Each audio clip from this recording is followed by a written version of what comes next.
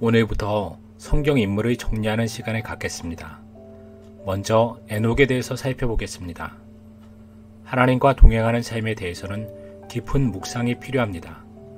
하나님과 동행하기 위해서는 하나님의 말씀을 알아야 합니다. 하나님의 말씀을 이해하기 위해서는 하나님의 말씀을 듣고 순종할 수 있어야 합니다. 아담의 죄로 인하여 인간은 사실상 하나님과의 관계가 단절되었습니다. 예수님의 십자가의 공로만이 우리와 하나님을 연결할 수 있습니다. 하나님과 동행할 수 있는 것은 전적인 하나님의 은혜로만 가능합니다. 은혜는 하나님의 말씀을 묵상하고 순종할 때 다른 사람에게도 본보기가 될 수 있습니다. 하나님과 늘 동행했던 에녹은 죽음을 보지 않고 하늘나라에 입성한 최초의 인간이 됩니다. 무엇이든지 최초는 어려운 것입니다. 아브라함이 죄에 빠진 본성에서 자신을 부인하고 아들을 하나님께 바치는 단계가 되기까지는 부단한 노력이 필요했습니다. 처음부터 잘하는 사람은 없습니다.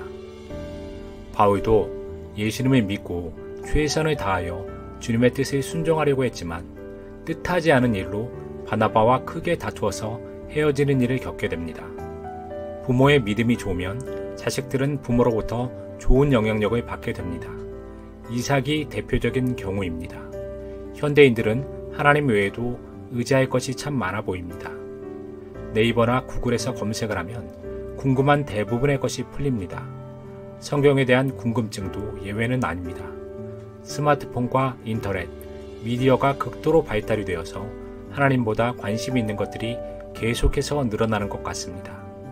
물질 문명이 발달할수록 하나님과 동행하는 사람보다는 핸드폰, 인터넷, 미디어 등과 동행하는 사람이 더 많은 것 같습니다.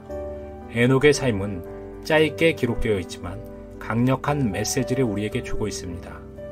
노아와 에녹은 복잡한 세상 속에서 하나님을 선택한 사람입니다. 성경은 이들이 세상이 보기에는 미련하게 보일지 모르지만 하나님이 보시기에는 현명한 사람이라고 기록하고 있습니다. 성격. 정확하게 성경에서 기록되어 있지는 않지만 늘 하나님과 동행했다는 내용으로 보아서 하나님을 기뻐하고 그분과 함께 있는 것을 즐겼다는 것을 알 수 있습니다. 하나님께 쓰임 받음. 에녹은 하나님과 동행하는 것으로 하나님을 기쁘시게 해드렸고 이로 인해서 신앙이 인정받아서 지구상에서 최초로 죽음을 보지 않고 하나님 나라로 가는 모형으로 쓰임받게 됩니다. 배울 포인트. 하나님의 일을 한다는 것은 거창하게 해야 한다는 사고를 버려야 합니다.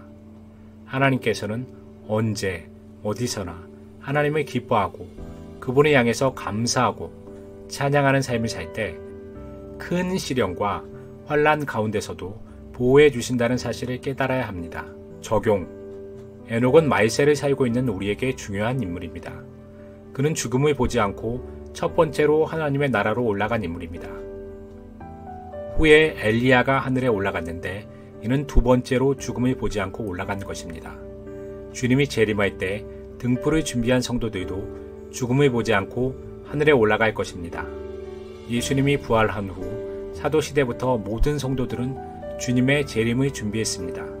주님이 언제 올지 모르기 때문에 늘 회개하면서 주님의 말씀대로 순종하면서 살았습니다.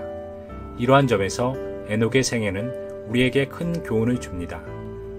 성경에는 에녹에 대해서 많은 기록이 남아있지 않습니다. 다만 그가 하나님과 늘 동행하는 인물이었다는 사실을 알 수 있습니다. 그는 늘 기도하는 인물이었고 늘 감사하는 인물이었고 늘 찬양하는 사람이었을 것입니다. 하나님과 함께하기 때문에 주님의 뜻을 쫓으려고 늘 노력하였으며 하나님의 뜻에 민감하게 귀를 기울이는 사람이었을 것입니다. 한마디로 그는 주 안에 있었던 사람입니다. 이런 사람은 천하에 어떤 일이 있어도 하나님 말씀 중심을 우선시하는 사람입니다. 지금 많은 성도들이 예수님의 이름은 부르면서 주님이 원하시는 삶과는 전혀 동떨어진 행동을 하고 있습니다. 하나님의 말씀을 보기보다는 개인의 생활이 우선이고 기도 생활보다는 TV 시청이 우선인 사람이 많을 것입니다.